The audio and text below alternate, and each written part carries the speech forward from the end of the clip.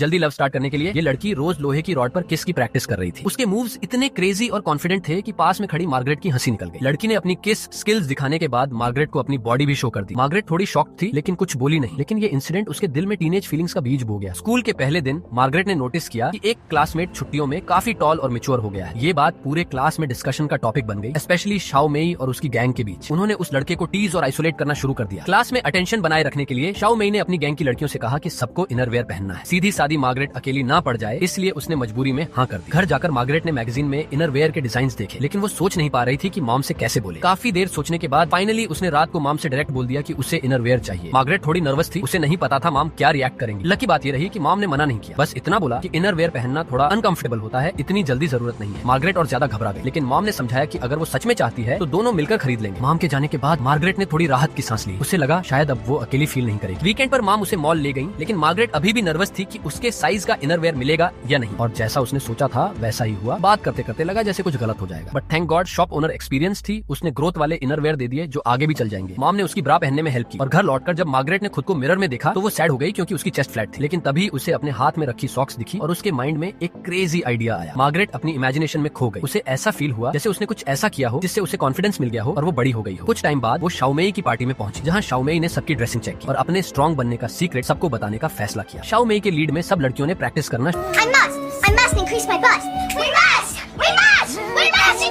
शुरू कर दिया। बीच में कुछ प्रॉब्लम्स भी आईं, जैसे उसका इरिटेटिंग भाई उनकी सीक्रेट मीटिंग में घुस गया, लेकिन लड़कियों ने हार नहीं मानी। हर कुछ दिन में वो सब मिलकर प्रैक्टिस करती और मार्गरेट सबसे ज्यादा सीरियस थी। थोड़े दिनों बाद क्लास की एक मोटी लड़की ने बर्थडे पार्टी रखी और सबको इनवाइट कर लिया। मार्गरेट सोच ही रही थी जाए या नहीं, और शाओ मेई पार्टी के लिए वैक्सिंग कर रही थी क्योंकि ये सबसे अच्छा मौका था खुद को शो करने का। सबने अपने बेस्ट ड्रेसेस पहनी और पार्टी में आते ही सबकी नजर उन्हीं पर टिक गई। पार्टी में मोटी लड़की ने एक फन गेम सजेस्ट किया। बॉयज को चिट्स निकालनी थी और जो नेम निकले उसी गर्ल के साथ 2 मिनट्स के लिए वॉशरूम जाना था। गेम सुनकर सब एक्साइटेड हो गए। जब क्लास का सबसे हैंडसम लड़का टर्न पर आया तो उसने मार्गरेट का नाम निकाला। मार्गरेट इतनी नर्वस हो गई कि उसका चेहरा लाल पड़ गया। उसे कुछ समझ नहीं आ रहा था, उसका माइंड ब्लैंक हो गया। लड़के ने सोचा शायद वो और चाहती है तो उसने और अप्रोच किया। मार्गरेट शॉक में थी, उसे पहली बार पता चला कि किसिंग कैसी होती। पार्टी के बाद मार्गरेट ने ये सारी बात शाओ मेई को बताई। शाओ मेई सुनकर जेलस हो गई और मार्गरेट को थोड़ी खुशी भी मिली, पर उसे नहीं पता था कि अब हार्ट ब्रेक उसका वेट कर रहा है। असल में वो लड़का बहुत चीप निकला। वो मार्गरेट को इग्नोर करने लगा और दूसरी लड़कियों के साथ फ्लर्ट करता था। मार्गरेट का दिल पहली बार टूटा। उसे दुनिया से नफरत होने लगी और उस लड़की से भी जो उससे ज्यादा मैच्योर थी, जैसा कि एक्सपेक्टेड था। एक दिन छोटी सी बात पर मार्गरेट और उस लड़की में लड़ाई हो गई। मार्गरेट ने उससे उसकी और क्लास के बॉयज की सारी रूमर्स खोल दी जो उसने शाओ मेई से सुनी थी। बाद में उसे रियलाइज हुआ कि उसने कभी खुद नहीं देखा था वो लड़की कुछ गलत करते हुए। मार्गरेट को गिल्ट फील हुआ। उसे समझ आया कि वर्ड्स सिर्फ दोस्ती बना ही नहीं सकते बल्कि गलत यूज करने पर दर्द भी दे सकते हैं। घर जाकर उसने तुरंत अपनी मॉम से बात की और मॉम ने उसे समझाया कि ये दुनिया उसके इमेजिनेशन जैसी परफेक्ट नहीं है। बचपन से ही बच्चों को थोड़ा रियल वर्ल्ड दिखाना चाहिए ताकि वो टफ सिचुएशंस में खुद को संभाल सके और जिंदगी का सामना कर सके।